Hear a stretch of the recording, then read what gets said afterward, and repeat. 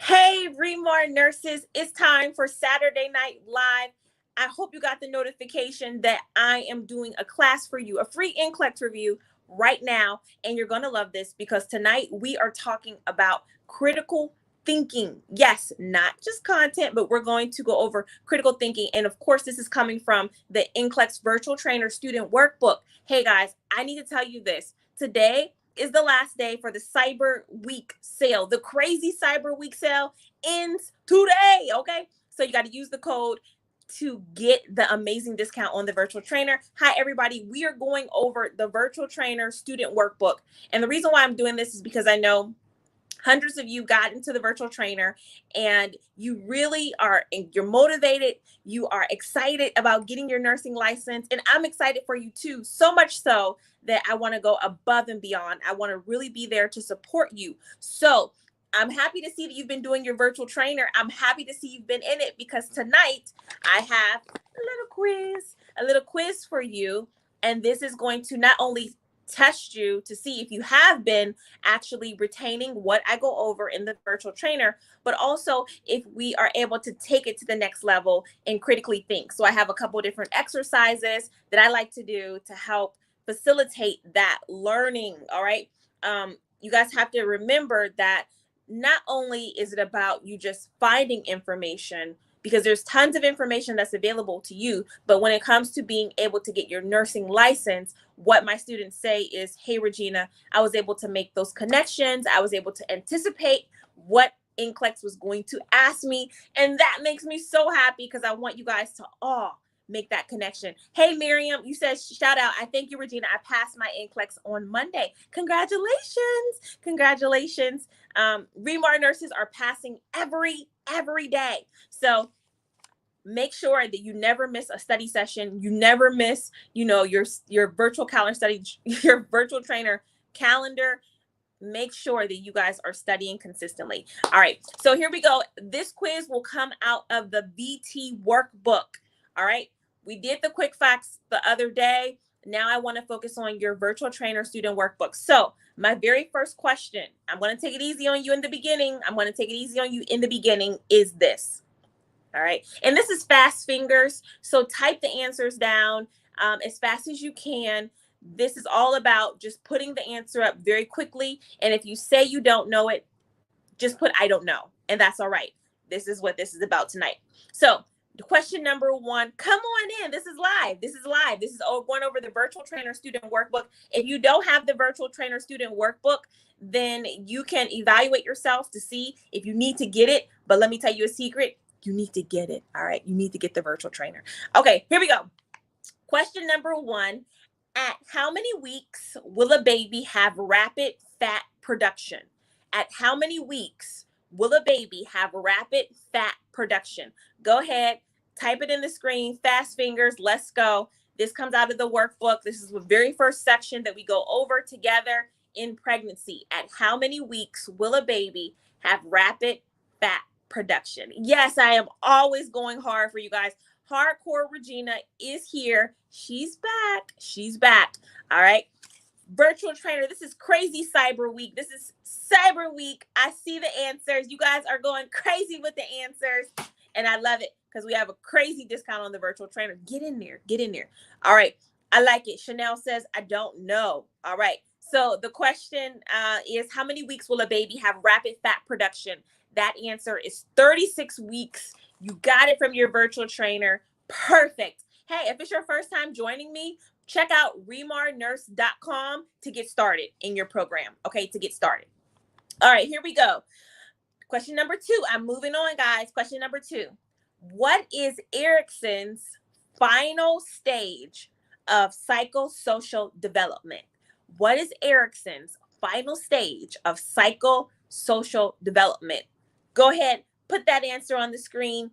If NCLEX says you have a 70-year-old client, what is Erickson's final stage of psychosocial development? What will that 70, 69-year-old, 68-year-old be in? Go ahead and put it on the screen. All right. And the reason why, you guys know, every time I do something, every time I tell you something, every time we go over something, is very important. You might need it. You might see it on your NCLEX exam. All right. It is No. Okay, I see the answers. Some answers are different. All right, I'm glad you guys are here tonight. The correct answer, Erikson's final stage of psychosocial development, is ego integrity versus despair. Ego integrity versus despair. So if you didn't know that, just go ahead and type I don't know, or if you got it wrong, make sure you go back and look that up. Listen to me say it again and look it up. All right. Okay, I gotta move on. Okay, this is a critical thinking. And I know most of you guys who study with me, you say, hey, Regina, I can always get it down to 2 choices, but then I picked the wrong one. So I'm going to give you guys 2 choices, and I want you to try to pick the right one, okay?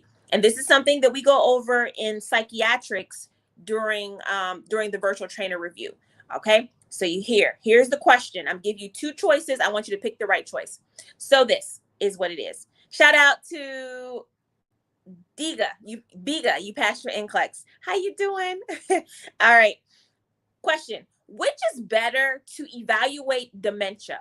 Which question will be better to evaluate dementia? Let me give you the questions. Question number 1. What did you eat for breakfast? Question number 2. What year were you born? Here we go. Which question is better to evaluate for dementia? Number 1, what did you eat for breakfast? Or 2, what year were you born? What say if you guys, Remar nurses, what question is better to evaluate for dementia? And I see you guys putting answers on the screen. Think about what dementia is. Think about what the problem is with dementia. Alzheimer's is a form of dementia. What do the patients lose? Okay. All right. I see the answers. I asked again, if you guys were just joining me, what is the better question? I gave you 2 choices. You guys can get it down to 2 choices. The question is, how can you evaluate for dementia effectively? By asking one of these 2 questions. Number 1, what did you have for breakfast? Or 2, what year were you born? Okay. I see the answers. Put the answers on the screen. Smash that share button. We have over 500 nursing students right now studying for their NCLEX. Nowhere on a Saturday night is this happening, but here, the Remar family. Hello, cousins. You guys showed up. Say hello to each other. We are studying. The correct answer for that is going to be, what did you eat for breakfast today? Because remember, with dementia, what do they lose? Do they lose the short-term memory or the long-term memory? They are losing that short-term memory. So yes, they can tell you what year they were born. They can tell you what elementary school they went to, who was their first teacher, when was the first time they tasted chocolate. They have those long-term memories. But if you ask them, what did you eat for breakfast? What is your telephone number? Right? Where did you put your keys?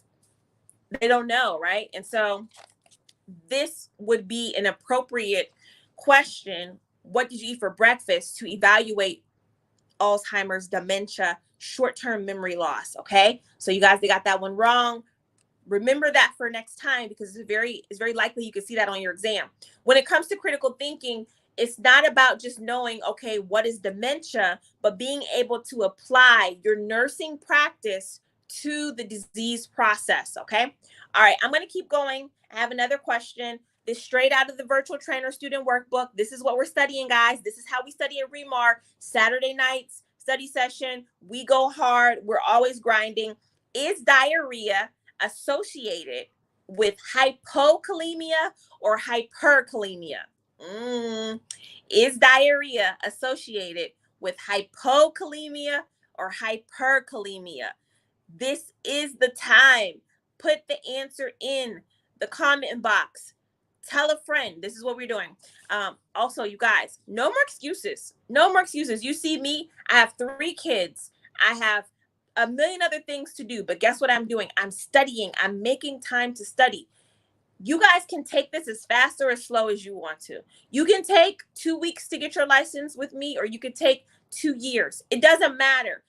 To me, I want you to do it as fast as possible. All right. So that's why I'm always encouraging you guys. Is diarrhea associated with hypokalemia or hyperkalemia? Tell me that in the comment box. I got hyper, I got hypo, I got different answers. What did I tell you guys in the virtual trainer student workbook? Because that's what we're studying. Jamaica's in the house. Shout out to all my Jamaican nurses who are studying with me. Where are you guys from? Okay. Because I had some Jamaican food today here in Florida, and boy, it was spicy. All right, here we go. Diarrhea is associated with hyperkalemia. Hyperkalemia. Who is next to pass their NCLEX exam? If that's you, just put, it's me, I'm next. Me. Hearts on the screen if you are ready to pass your NCLEX exam. Here we go. All right. Hyperkalemia was the answer for that one. Let's get 700 nurses on here. We got 642. I'm amazed every time you guys show up on a Saturday night. Do you guys have anything else to do? All right, next question. This is a straight knowledge question. Where are white blood cells made? Where are white blood cells made? You guys know you have 3 types of blood cells: red blood cells, white blood cells, platelets. Where are the red blood cells made? All right, Margot. Margot says, I'm next to pass NCLEX. Linda said, me. I'm next to pass NCLEX. Shout out to you guys. Hey, listen, it's Saturday night. I'm the only one working tonight. Team Remar will be back for you on Monday morning to answer all of your questions. All right. I'm going, the things that I'm going over are actually in the virtual trainer student workbook lectures. So if you guys are like, hey, why is it this? Why is it that? Check it out. The full rationale in there. I am just evaluating you guys. Have you been studying in your virtual trainer? Tonight will tell the truth. Okay. Where are white blood cells made? Pancreas or spleen? I see that. In the kidneys, in the bone marrow. All right. Okay. In the bones. Margie says in the bones. The correct answer is in the bone marrow. Whew. Some of you guys just got that by the skin of your teeth. All right. White blood cells are made in the bone marrow. Good job. Good job. Portia says, I'm next to pass my NCLEX. Remar nurse. Hashtag. All right. Okay. This is a critical thinking question. This comes from the orthopedic section in the virtual trainer. Okay. And this is remember, with critical thinking, you're applying something that you learned to something that you may have not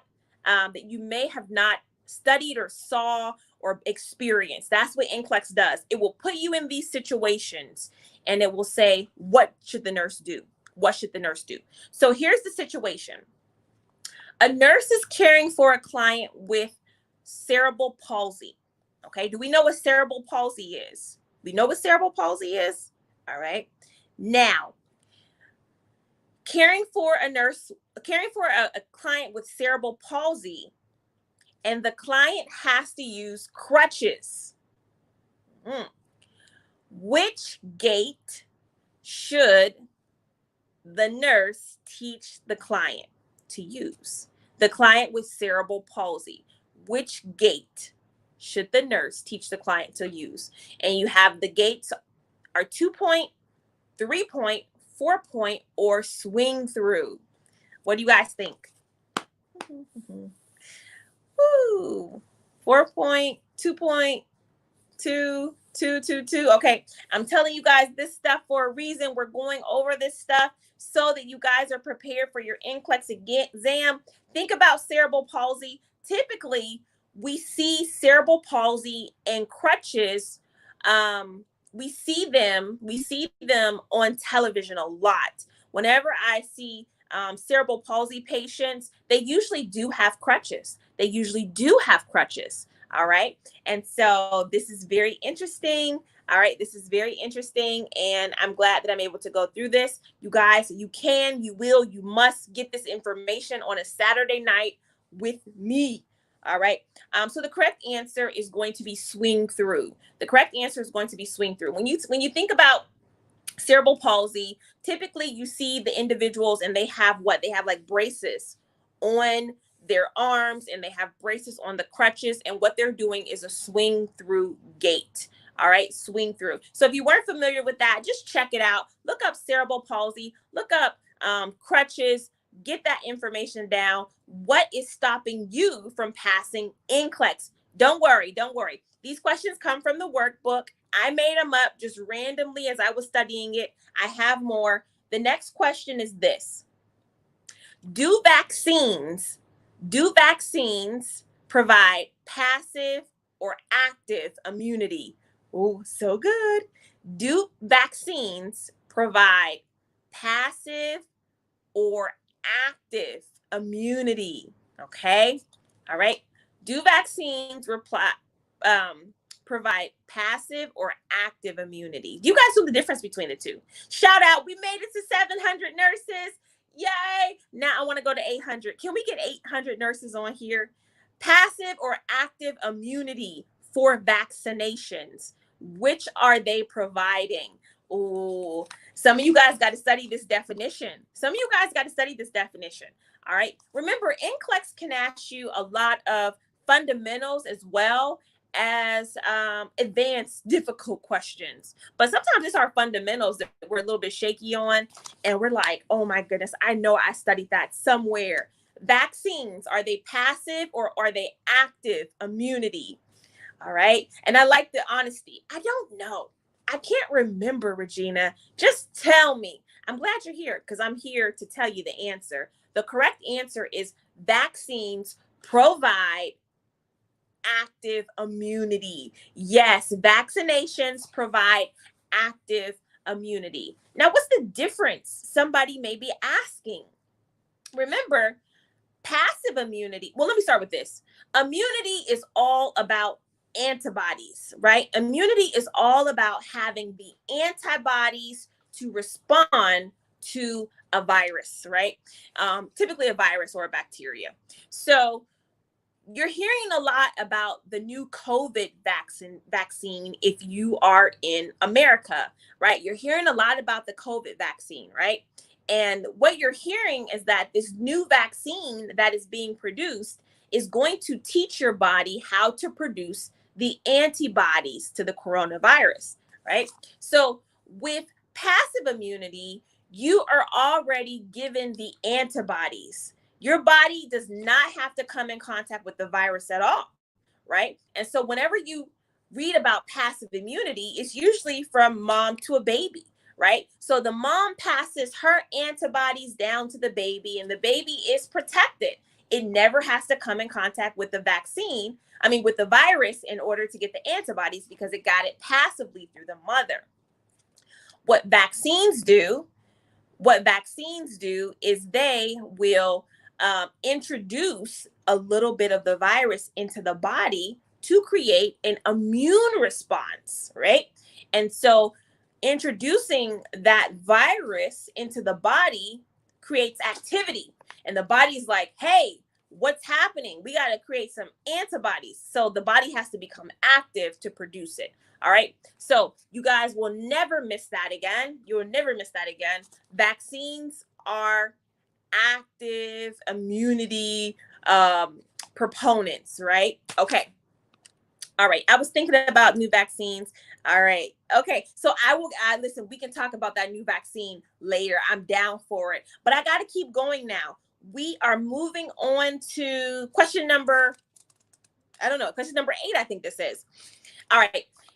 We're talking about vaccines. Here we go. Is an allergy to soy a contraindication for immunization? All right, let me say that again. Is an allergy to soy a contraindication, a reason not to get immunized? All right. Is an allergy to soy a reason not to get immunized? Soy, I'm talking about soy. All right. What do you guys think? Yay or nay? Yay or nay? Some people might be looking for some reasons not to get vaccinated, right? Not to get vaccinated. Can somebody say, oh, I'm allergic to soy and soy products. I cannot get this vaccine. All right. What is the answer going to be? The answer is going to be, I see the answer. You guys know this. This was the easy one for you. Okay, I'm gonna have to kick it up a notch. All right, hardcore Regina. Here's the question. Is an allergy to soy and soy products a contraindication against immunizations? Against immunizations. What do you say? All right. Okay, so you guys know this one. It was like kind of easy, it looks like. The answer is no, no, no, no, no, no. Only eggs. Eggs are the food product that you do not mix immunizations with. All right. So if you guessed that and you got it right, congratulations. We'll count it tonight. All right. 784 nurses in the virtual trainer. There's more than that. There's about thousands. There's like 6,000 nurses in the VT right now. I'm so proud of each and every one of you guys who have made that step to study with me on a permanent full-time basis until you get your license. All right, I'm going on. This is a critical thinking question, and it's about the condition epiglottitis. Epiglottitis, all right? Is epiglottitis an acute or chronic condition? Is epiglottitis an acute or chronic condition? And you guys know the difference between acute and chronic. I know you do because we talked about it in pain. All right. So is epiglottitis an acute or chronic condition? Why do you say that? And I see you put the answers up. How do you know that? How do you know that your answer is correct? You guys are super smart because you got it right. I see it already before I say it. All right. All right. 4 more nurses and we will have 800 nurses on the broadcast. Let's go. We are studying hardcore tonight. Hardcore studying Remar nurses. We're doing it. Epiglottitis is actually, yes, it is actually an acute condition. Yes, it requires immediate medical attention. It happens so fast. This is an acute condition. You better know epiglottitis. Absolutely, you better know it. And yeah, that comes from Quick Facts too. All right. But epiglottitis, you need to know it as well. You need to know if it's infectious. Can you get epiglottitis from somebody else? Put that on the screen if you know. All right, here I go. Another critical thinking question. I'm moving on. This is the next question. Critical thinking. A 3-year-old is diagnosed with pneumonia. Should the nurse offer warm or cool liquids? What do you say? A 3-year-old is diagnosed with pneumonia. Should the nurse offer warm or cool liquids? What do you guys think? We're talking about pneumonia. Tell me why you think what you think. All right. A 3-year-old. We have a 3-year-old. Does it matter the age here? Is the age important? All right. A 3-year-old is diagnosed with pneumonia. Should the nurse offer warm or cool liquids? All right, Remar nurses, go ahead and put the answer on the screen. Smash that share button. We are studying. This is Saturday Night Live at Remar Review. We're going over the virtual trainer student workbook. This is our Cyber Week where we have an amazing discount on the virtual trainer student workbook right now. The whole package, actually. $50 off if you use the code VT. 2 letters to your nursing license. All right. And I'm telling you guys, the virtual trainer literally has everything, all of my material for NCLEX RN and NCLEX PN in one location. It is all updated, all brand new for you guys. So much accountability is in this program. 90 days right now, my video lectures. We're talking about pneumonia right now, and we're saying, hey, should the nurse offer warm or cool lectures. But right here, you see a preview of the VT and all of its wonderfulness. But the reason why I created it, you guys know, is because it was the solution to many of my students who could not pass the NCLEX exam, who kept getting stuck with the critical thinking, with the content. And so when I created the VT, it was to be that solution to that problem. So all that you guys have it, I hope that you are loving what we put together for you, because it is the most effective program I ever created. All right. So here we go.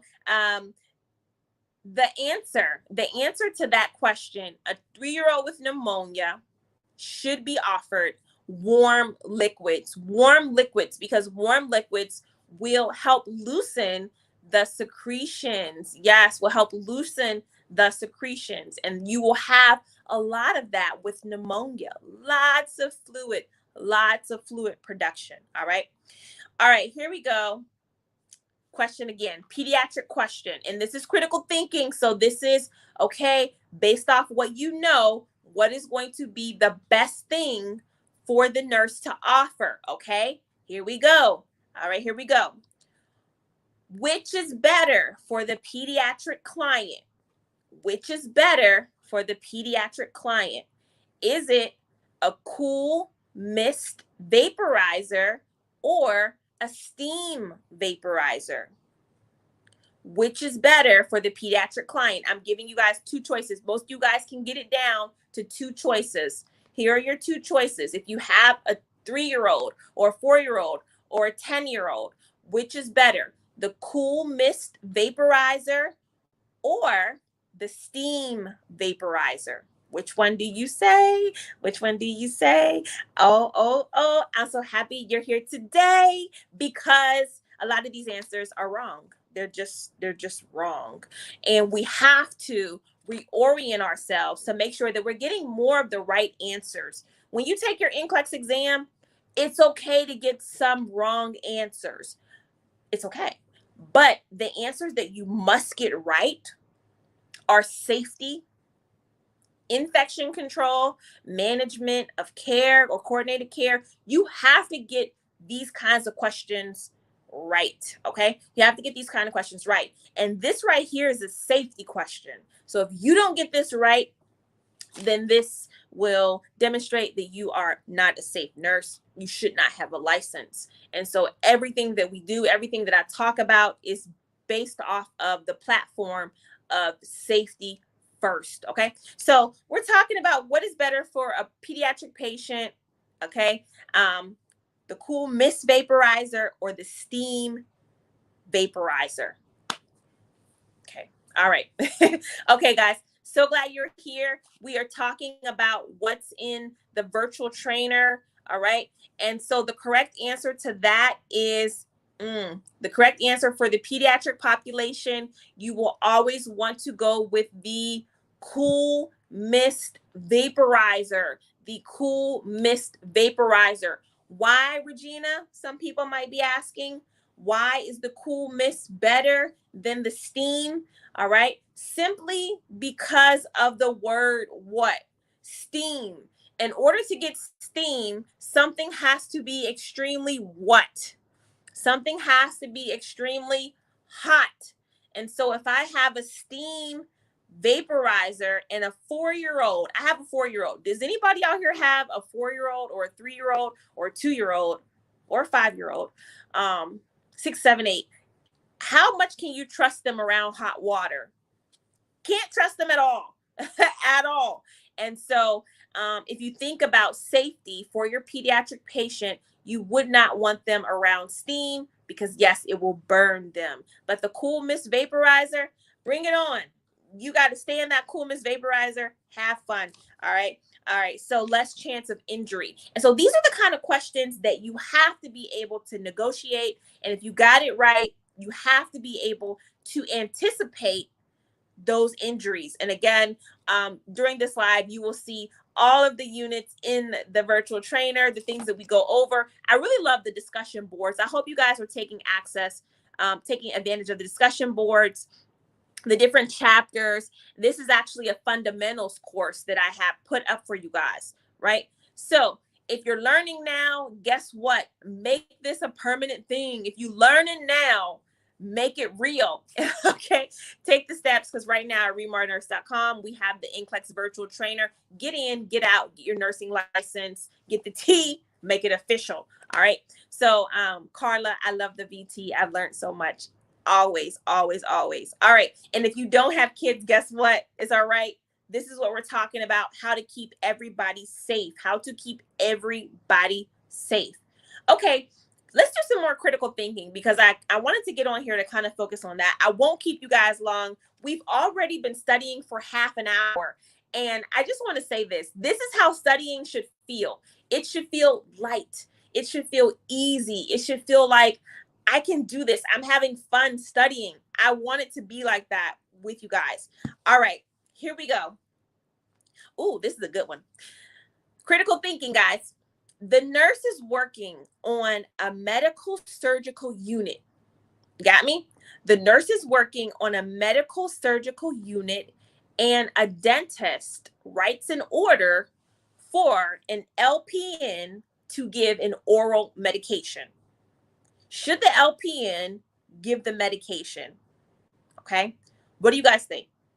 The nurse is working on a medical surgical unit, and a dentist comes up and writes an order for an LPN to give an oral medication. Should the LPN follow that dentist? What do you guys think? All right. What do you guys think? Should the LPN follow the dentist? All right, lots of mixed answers. I'm loving it. I'm loving it. I'm like McDonald's. I'm loving it. All right. This is very important, because this is all about delegation, prioritization, assignment. You guys know these are huge. And so you guys know, if you study that delegation, you know the scope of practice for an LPN. You know it. So there should be no confusion when it comes to this. All right. And I just want to say, if you don't know it, just say, I don't know it. I don't know it. I don't know it, Regina. I don't know it. All right. But here's the scenario.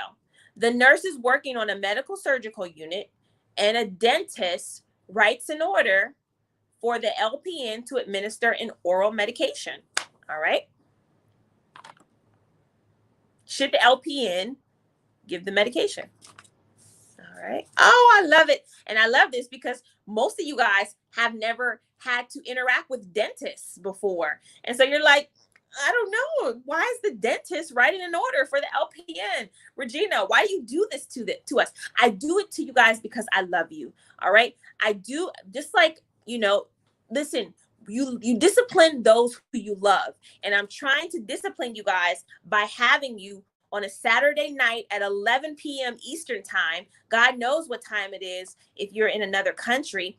But I'm having you up late at night because I love you. I'm disciplining you guys. The correct answer is yes. That LPN should give that oral medication.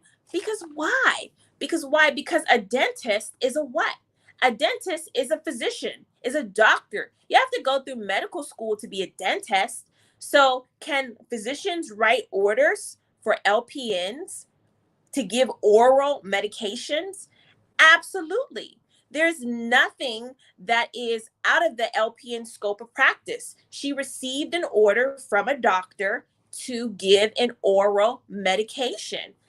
Absolutely, you need to give it. And you don't need to give it to the RN, because the RN is going to say, this is your thing, right? This is your order.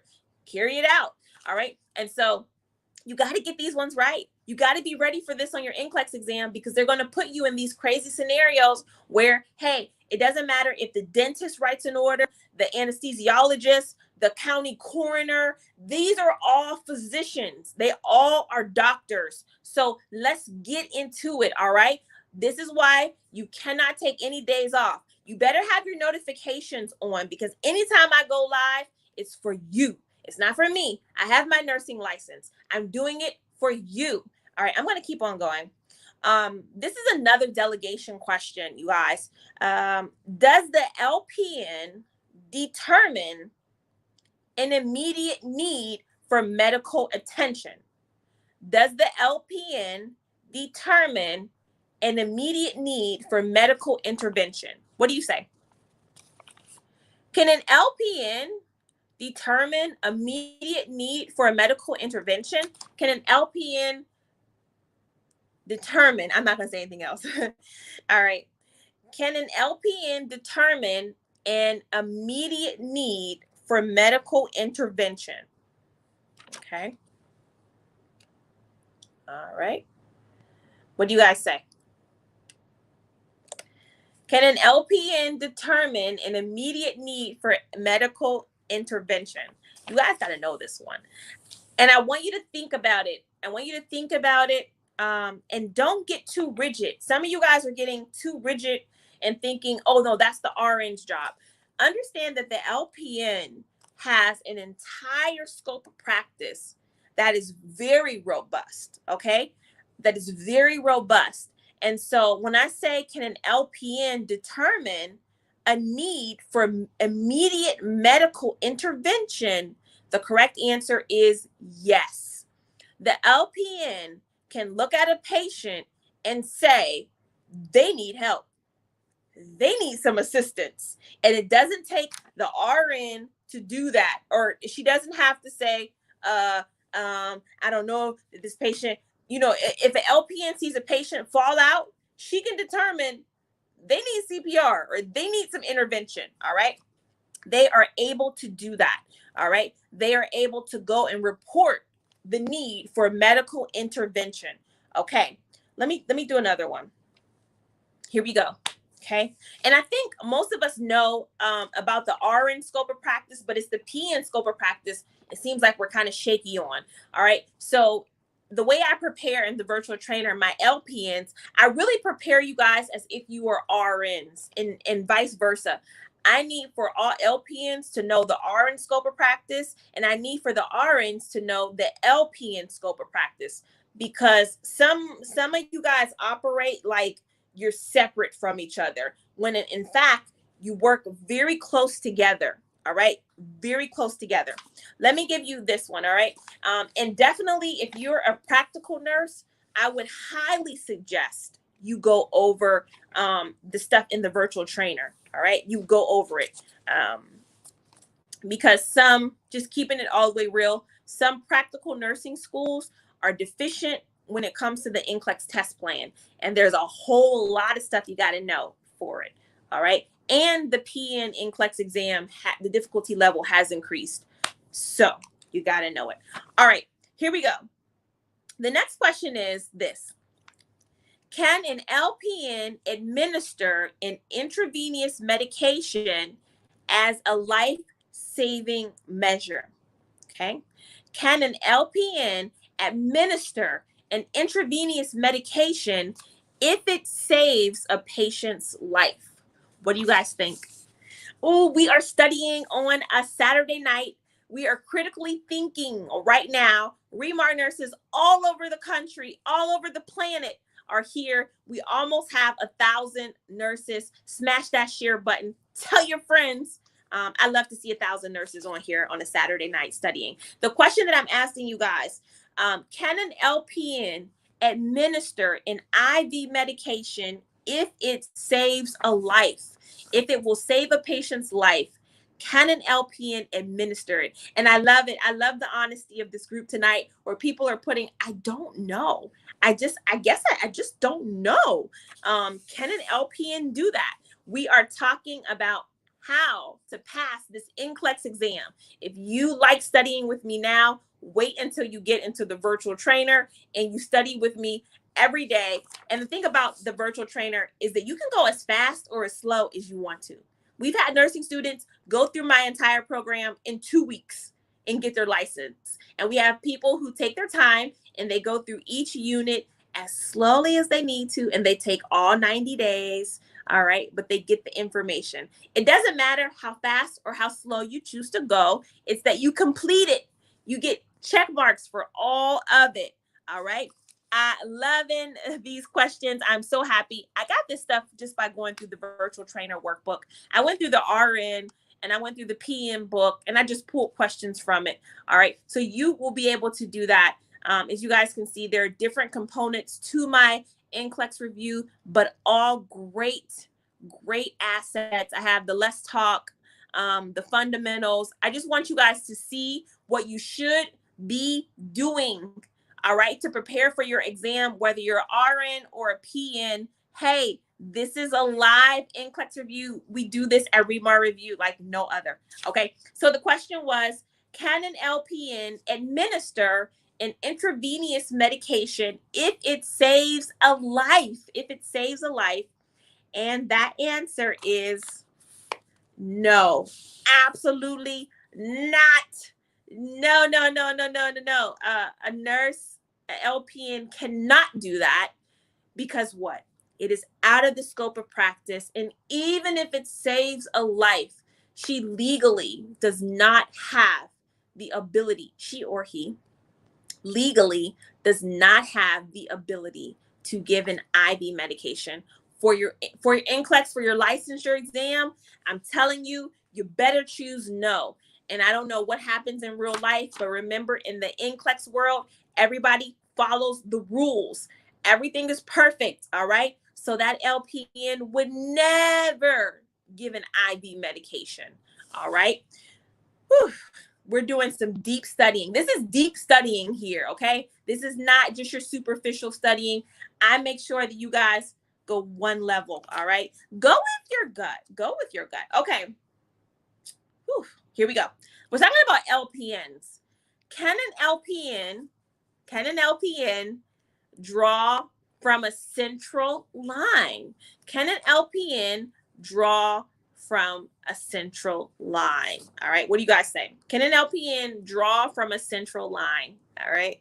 We're studying. It's me. I'm Regina Callion. Welcome to Remar Review. This is what we do. We're a family here. We're all cousins. We all study. I'm like, I'm just ushering you guys to your review. All right. Trying to keep that high passing percentage, 99%, right? Passing. And if you don't pass with Remar, guess what?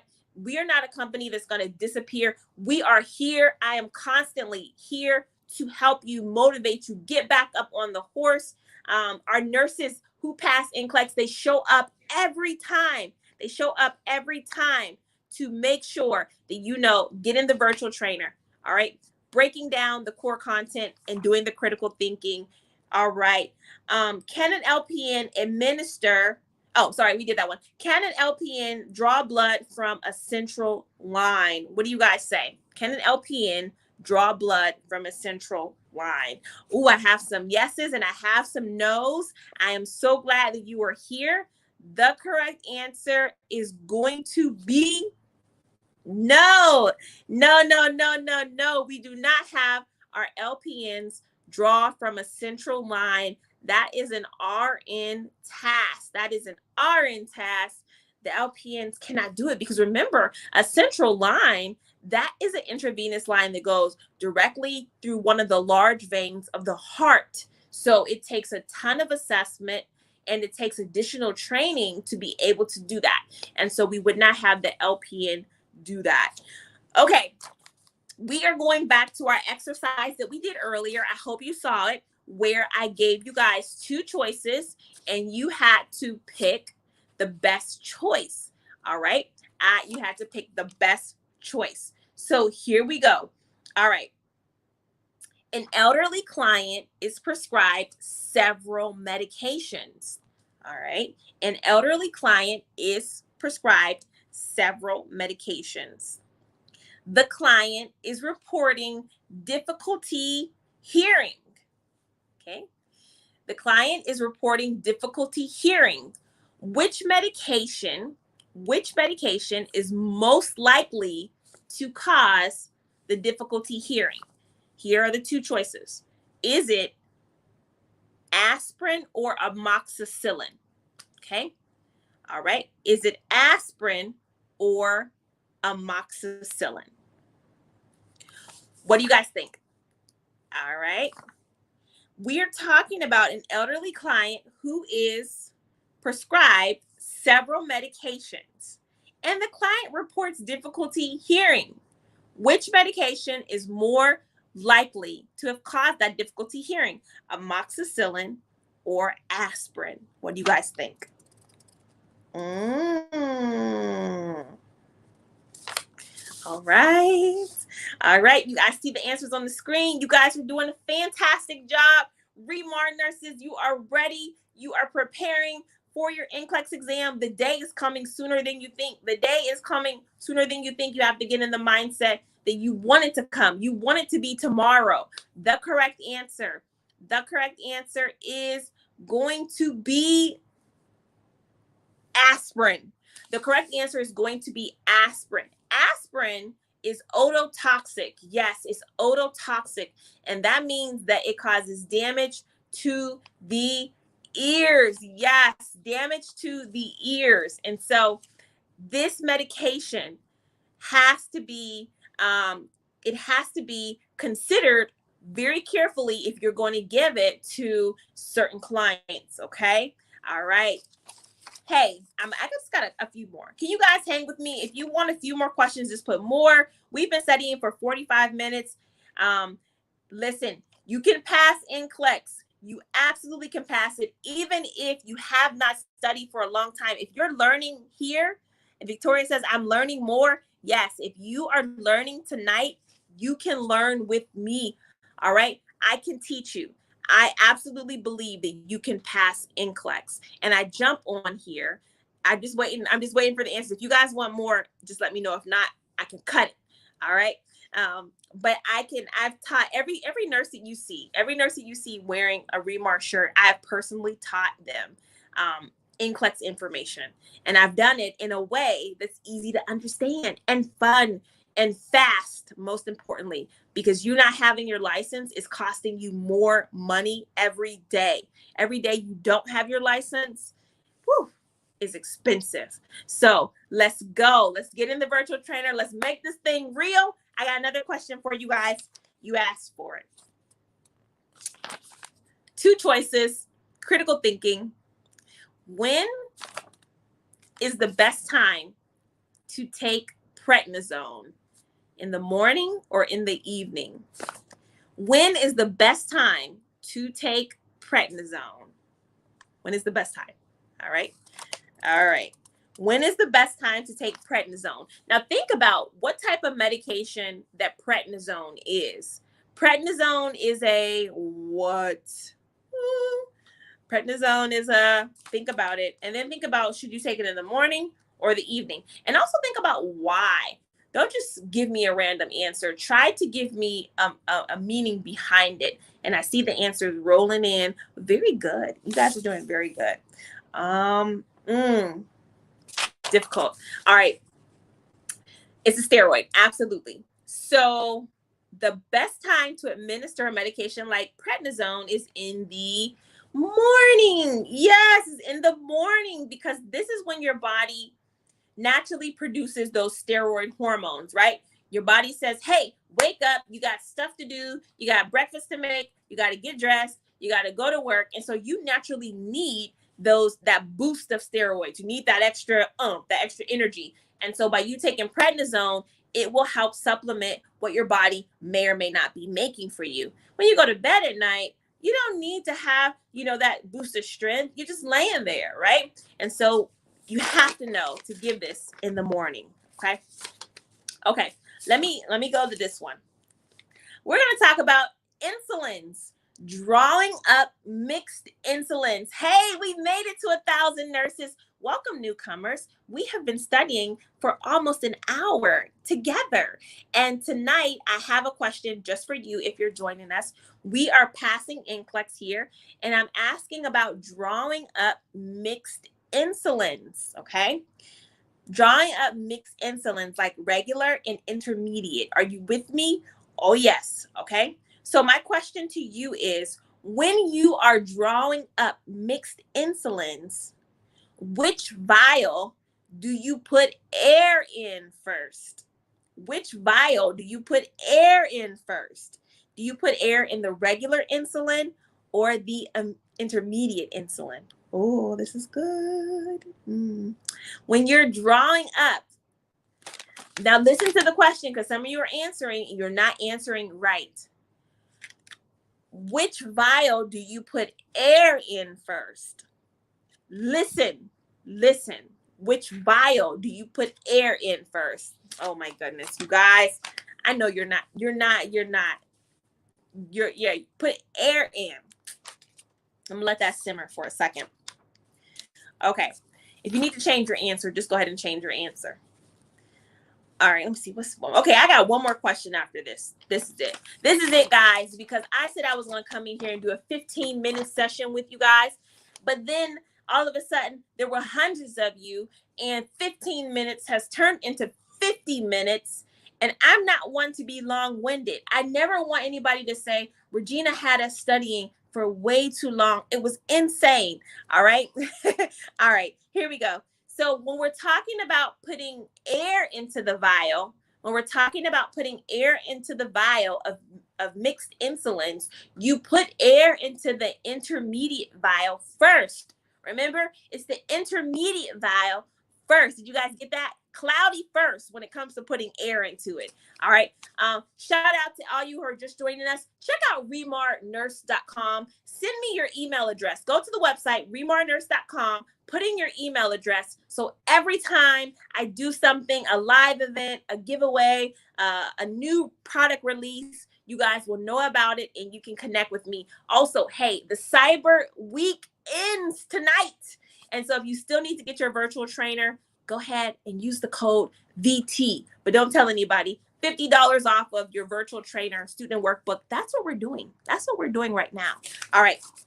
So I was talking about putting air into the vials. Remember, you put air into the intermediate, air into the regular, you draw up the regular, and then you go back and you draw up the intermediate.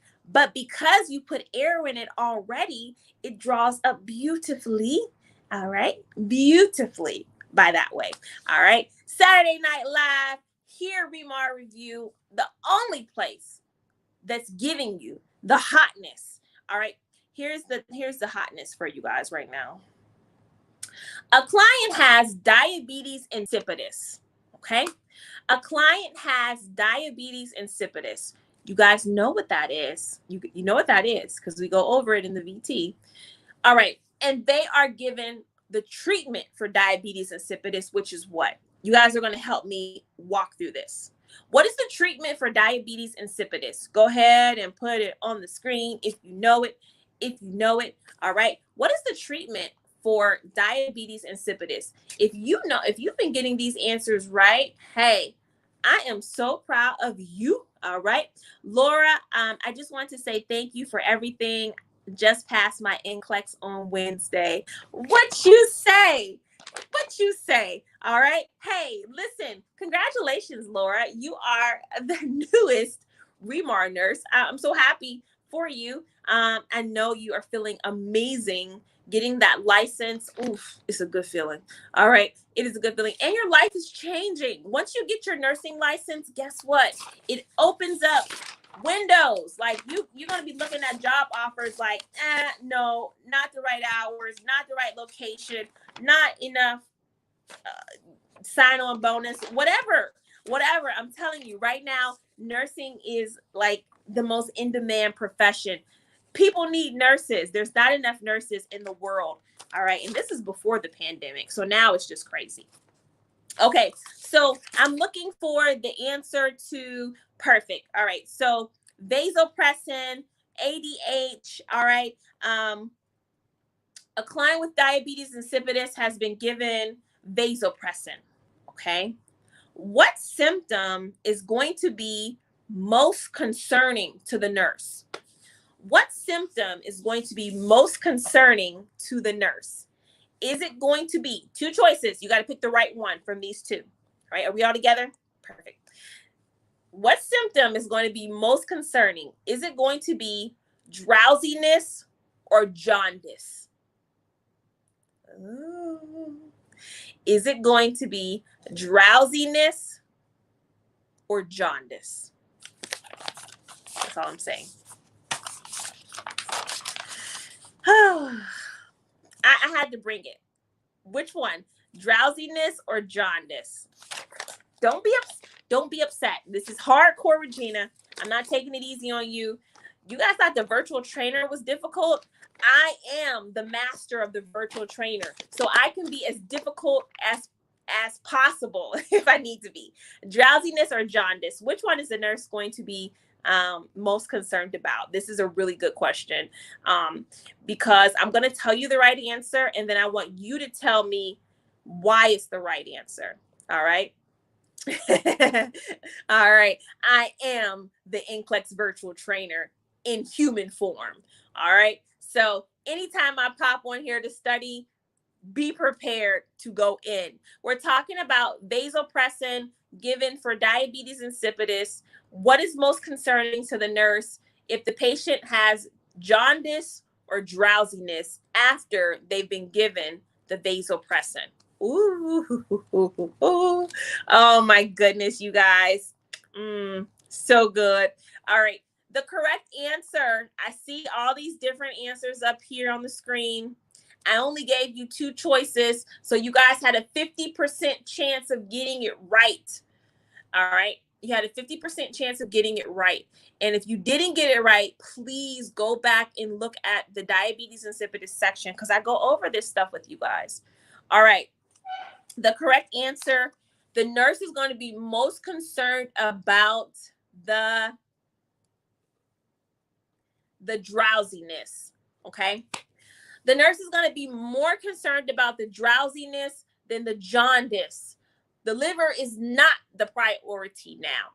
Tell me why the jaundice is more important, why it's more critical. I'm sorry. Tell me why the drowsiness is more critical, more important. Think about it. All right. Yes, absolutely. Some of you guys know it. Some of you guys knew the right answer. Now you're giving me the right rationale, because drowsiness does. All right. Drowsiness does indicate what? If we're given desmopressin or vasopressin, think about it. It indicates water where? Because this medication is going to tell the patient to hold on to water. Where could that water be? Right? In the cabeza, right? So you have water on your patient's brain, in the head is building up with fluid. And so the brain is swelling and the patient is drowsy. Bad sign. Bad sign, nurse. You got to know that. You got to be able to recognize that. Safety. Remember, everything that I do is to help you guys think about safety. It's help you guys think about safety. So that is why drowsiness over jaundice. Jaundice, I mean, we care about jaundice, but we don't care about jaundice when it comes to vasopressin, because we know that this medication tells us to hold on to water. Okay, guys, that's it. No more tonight. It's Saturday night. You have been served with your critical thinking lesson. I had a good time. I hope you guys had a great time. Get back into your virtual trainer. Get ready to go hard. The modified NCLEX is the perfect opportunity for you to get your license in a quicker time. Jobs are waiting. Jobs are like, when are you going to get your license? I'm waiting for you. And I'm like that too. All right. When are you going to get your license? Because you can, you will, and you must pass your NCLEX exam. You can, you will, and you must pass your NCLEX exam. We have so many Remar nurses who have passed in 2020. So it's coming to a close. That's all right. Some of you are testing in 2020. Some of you are going to be testing right at the beginning of 2021. Either way, it's for you. You can pass your exam. All right. You just got to get connected to the right products. I truly believe that I have the solution for you. I have the program that is going to be perfect to help you study for your exam. It is going to solve all of the problems about when to study, how to study, what to study. And on top of that, I will come on here just like tonight and push you and move you through it. And this is not just something that I do because, I don't know, it's not just something that I do because somebody's paying me to do it or I'm the spokesperson of somebody else. No, I am literally Remar review. Well, Mark is part of it too, right? But I am the virtual trainer. I am the virtual trainer for you, and the content broken down for RN and PN. It is amazing. What are you waiting for? Go to remarnurse.com, getting your virtual trainer. Thank you guys so much. Thank you guys so much. 2021 is your year. With God, it's possible. It is all possible. I love you guys so much. On a Saturday night, there is no other place that I would rather be than studying with you, making sure that, hey, if you get two choices, you pick the right one, making sure that if you don't know something, it's okay. We learn and we laugh and we get ready to answer another question, because you have to be like that on your test day. I want you guys to know that you have absolutely been studying with the best instructor, the most supportive person. Our family is growing so big here at Remar because you guys are giving back and telling other people about the great things that we are doing. And so I'm so grateful for that. Thank you for spending some time with me tonight. Cyber Week ends tonight. Cyber Week ends tonight. So if you need to get the virtual trainer, again, get it. Go to remarnurse.com, because I want to keep studying with you guys. We will absolutely be going over the virtual trainer student workbook again next week, as well as quick facts. I have Monday motivation coming up for you on Monday, where I will have more NCLEX questions for you to do. This is no excuses December. All right. This is the last month of 2020. We are getting rid of the excuses. I don't care about the holidays coming up, the snow on the ground. I don't want to hear any of it. All right. We are up late at nights. We are working hard. Been working hard all day. At nights, we come in. You have the core content, clinical judgment scenario. All of this is in the virtual trainer. Comprehensive analysis, physical workbooks, everything. All right. The number one VT on the planet. I love it. All right. No excuses. Let's go. All right. Doesn't matter if you're a repeat test taker, a first-time test taker, an international nurse, a domestic nurse, an alien nurse. It doesn't matter if you come from Mars. It doesn't matter if you come from Earth. I can help you pass the NCLEX. Your family members are here. The cousins are studying tonight. The aunties, the uncles. We are all here, Remar family, trying to make sure that, yes, indeed, you can say, I am a Remar nurse. Woo! If I can do it, you can do it. And that's what I'll say to you guys. If I pass NCLEX, you can pass NCLEX. I'm going to show you how to do it. So again, I'll see you guys in the virtual trainer. Monday motivation, how to pass NCLEX. See you guys later. Bye-bye.